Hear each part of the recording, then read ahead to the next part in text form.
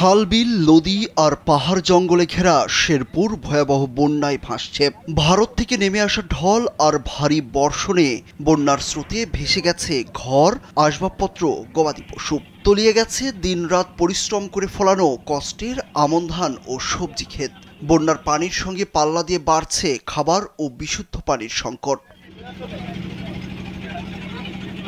শেরপুরবাসী এমন ভয়াবহ বন্যা দেখেনি বহুদিন। জেলার শ্রীবর্দী, ঝিনাইগাতি ও নালিতাবাড়ী উপজেলার কয়েক লাখ মানুষ পানিবন্দী অবস্থায় রয়েছেন।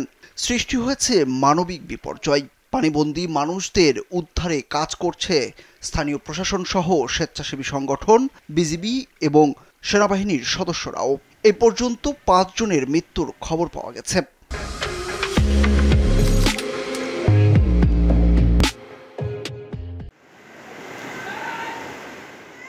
স্থানীয়রা জানান, পাহাড়ি ঢল অব্যাহত থাকায় শেরপুরের মহারশী, সোমেশ্বরী, চেল্লাখালী, ভোগাই ও মৃগী নদীর পানি বিপদসীমার ওপর দিয়ে প্রবাহিত হচ্ছে। এতে শেরপুরের সার্বিক বন্যা পরিস্থিতির ব্যাপক অবনতি হয়েছে। এখন পর্যন্ত শেরপুরের ৫টি উপজেলার ২৮টি ইউনিয়নের ২০ শতাধিক গ্রাম প্লাবিত হয়েছে। ঝিনাইগাতি এবং নালিতাবাড়ী উপজেলার সব সরকারি শিক্ষা প্রতিষ্ঠানকে আশ্রয় কেন্দ্র হিসাবে ঘোষণা করা হয়েছে। গত ৩৫ বছরের মধ্যে এমন ভয়াবহ বন্যা দেখেনি বাসিন্দারা। বন্যায় ভেসে গেছে পুকুরের মাছ, সবজির ক্ষেত, কাঁচা পাকা ঘরবাড়ি, গাছগাছালি, গবাদি পশু। বিধ্বস্ত হয়েছে কয়েকটি সড়ক সহ অসংখ্য গ্রামীণ কাঁচা পাকা সড়ক। কার্যত বিচ্ছিন্ন হয়ে পড়েছে অনেক এলাকা। সংকট তৈরি হয়েছে খাদ্য ও বিশুদ্ধ পানির এবং গোখাদ্যের।